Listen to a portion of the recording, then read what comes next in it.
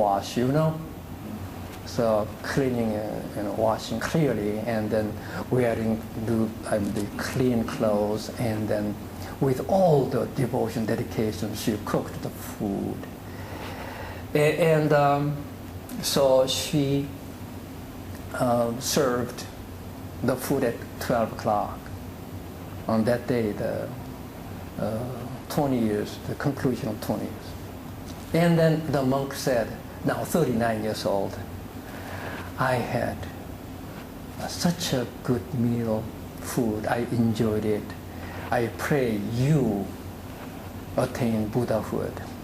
That's all he said. And then the daughter removing the table. The table is not like yours. The Chinese table is low, you sit down with a fold leg and then eat, okay? They don't have the chairs as you do. So she removed the table, one side, and then she sat right in front of the Buddhist monk, now 39 years old, at her knee, okay? Maybe touching her butt a little bit of the Buddhist monk's knee, okay? Very softly she sat. You can imagine, how beautiful she looked. And then the Buddha said, there is no warmth in the 3 months of cold winter. Have you got it? There is no warmth in the cold, 3 months of cold winter. And then he pushed her away. Pushed her away. Now this youngest daughter was at loss. She didn't know what to do.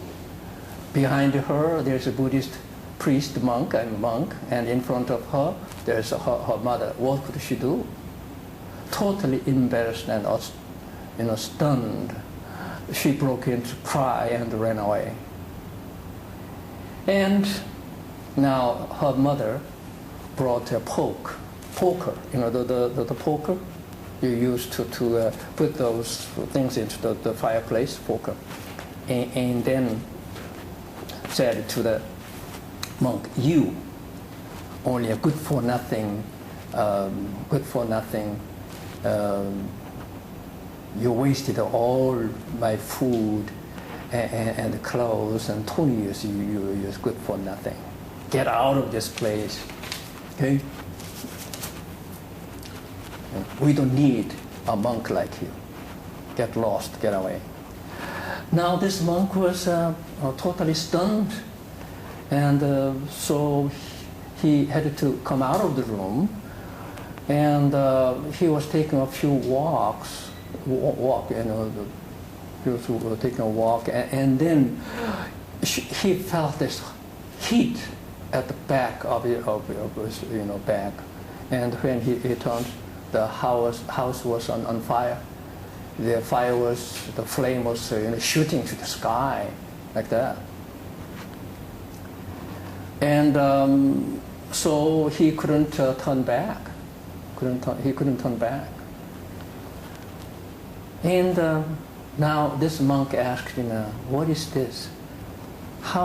What should have I done so that I wouldn't be kicked out of the house in the first place, or I could have saved the house from burning, or how could I save the little young beautiful daughter from crying, and also how could have made the mother of the daughter happy?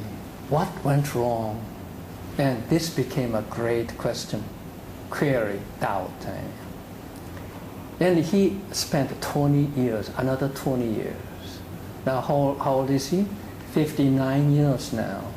59. And then he had an enlightenment.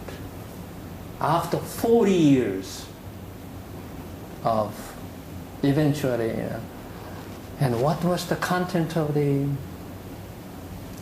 enlightenment? Was this: in the Buddha nature, there is no good and evil. Remember the truth of Iron-san, the substance, there is no absolute and relative, no law of karma, no nothing. Empty. Remember? The Buddha nature, substance. I told you, empty and calm. That is the substance of your Buddha nature. In the Buddha nature, substance, there is no good and evil. In the Buddha nature, there is no man and woman. No man and woman. Now you close your eyes and look into your mind to see whether you are male or female. Tell me. Clara? Neither man nor woman. See? In the Buddha nature, there are no merits and demerits. There are no merits and demerits. In the Buddha nature, there is no purity and impurity or impurity. Those are the 4 lines he realized. Remember, first, in the Buddha nature, there is no good and evil. We talk about good and evil. In the family life, you're good, you're bad, and you fight all the time, right? Complaining all the time, saying you're bad and so on. But in the Buddha nature, there is no good or evil. In the Buddha nature, there is no man and woman. Look at the world. Because of the man and woman, what kind of troubles people have. Triangles, killing, and so on. And there's the malfunctioning of the Buddha nature. In the Buddha nature, there is no merits or demerits. In the Buddha nature. In the Buddha nature, there is no purity and impurity. And the monk said, oh yes, that's it. That's it. In the Buddha nature, that neither, good nor evil, neither man nor woman, neither merits nor demerits, neither purity or impurity. And I was totally ignorant of the truth, he said. He had the false notion when the youngest daughter of the woman sat in front of him. Still in his mind, there's a differentiation of discrimination of man and the woman. False notion. And that was the most dangerous enemy of his practice in his mind. He should have stayed in the state of Buddha nature, where there is no woman or man. Then he could have treated her very, very nicely. Very, very nicely, like the Buddha. But he failed to do it. Why?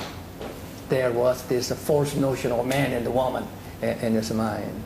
Malfunctioning of the Buddha nature. And in his mind, there was a purity and impurity.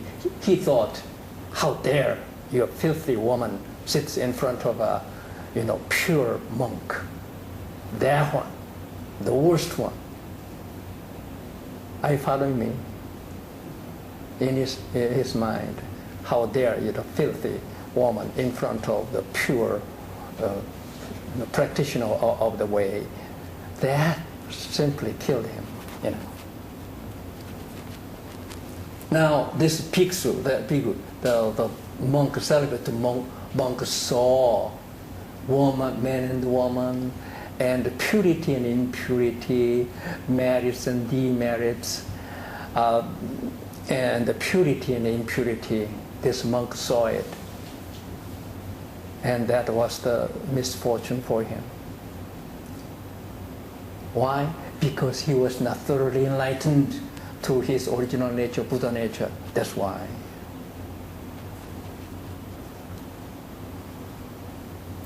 And it took another 20 years to get rid of this enemy.